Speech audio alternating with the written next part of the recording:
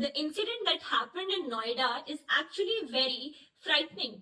और इसकी full story सुन के कोई भी शॉक हो सकता है। द बेसिक स्टोरी ये है कि एक टेक प्रोफेशनल युवराज मेहता रात को अपनी कार ड्राइव कर रहे थे और उनकी कार पानी से भरे एक गड्ढे में गिर गई। युवराज मदद के लिए चिल्लाते रहे और लगभग 1.5 घंटे तक वहां रेस्क्यू टीम जैसे एसडीआरएफ, पुलिस, फायर ब्रिगेड भी पहुंच गई थी, लेकिन किसी तरह उन्हें टाइम पर बचाया नहीं जा सका। लगभग 2 घंटे बाद युवराज की डूबने की वजह से डेथ हो गई। इसी वक्त वहां पर एक डिलीवरी बॉय भी मौजूद था जिसका नाम मोनेंद्र था और उसने युवराज को बचाने के लिए पानी में कूदकर उन्हें बचाने की कोशिश भी की, लेकिन बहुत ट्राई करने के बाद भी वो युवराज को लोकेट नहीं कर पाए। बाद में जब मोनेंद्र का इंटरव्यू लिया गया तो उसने पूरी इंसिडेंट की स्टोरी बताई, लेकिन जब ये केस सोशल मीडिया पर वायरल होने लगा और लोग गवर्नमेंट से अकाउंटेबिलिटी डिमांड करने लगे, तब कुछ दिन बाद मोनेंद्र का एक नया वीडियो सामने आया जिसमें वो बिल्कुल उल्टा स्टेटमेंट दे रहे थे। इसे लोग कंफ्यूज हो गए कि आखिर सच क्या है। जब मोनेंद्र से फिर से पूछा गया तो उसने फाइनली हिम्मत करके हिंदुस्तान टाइम को पूरा सच बताया। उसने क्लेम किया कि पुलिस ने उसे थाने बुलाया था, एक स्क्रिप्ट दी थी और उससे पुलिस के फेवर में वीडियो रिकॉर्ड करने के लिए प्रेशराइज किया गया था।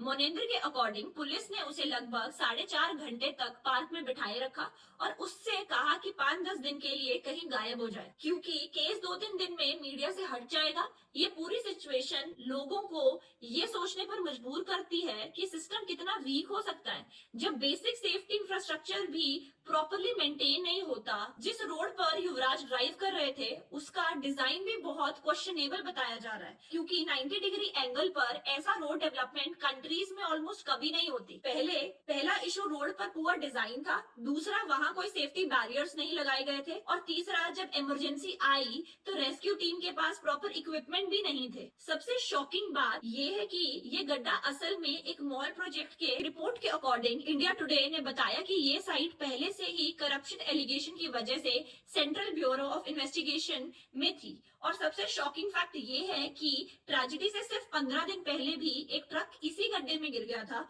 फॉर्चुनेटली वो ट्रक का ड्राइवर बच गया था, लेकिन जब उसने नोएडा अथॉरिटी से हेल्प मांगी तो अथॉरिटी ने उल्टा उस पर ही बाउंड्री वॉल तोड़ने का एलिगेशन लगा दिया। नोएडा में बीजेपी की ट्रिपल इंजन गवर्नमेंट होने के बाद भी पॉलिटिकल डिस्कशंस में उठ रही है, क्योंकि स्टेट और लोकल एडमिनिस्ट्रेशन दोनों ही एक ही पॉलिटिकल स्ट्रक्चर के अंडर ऑपरेट करते हैं। इन केस ने पब्लिक सेफ्टी, गवर्नेंस और अकाउंटेबिलिटी पर सीरियस क्वेश्चन रेज कर दिए हैं और लोग डिमांड कर रहे हैं कि ऐसे इंसिडेंट फ्यूचर में ना हो, इसके लिए स्ट्रिक्ट एक्शन और बेटर इंफ्रास्ट्रक्चर प्लानिंग हो।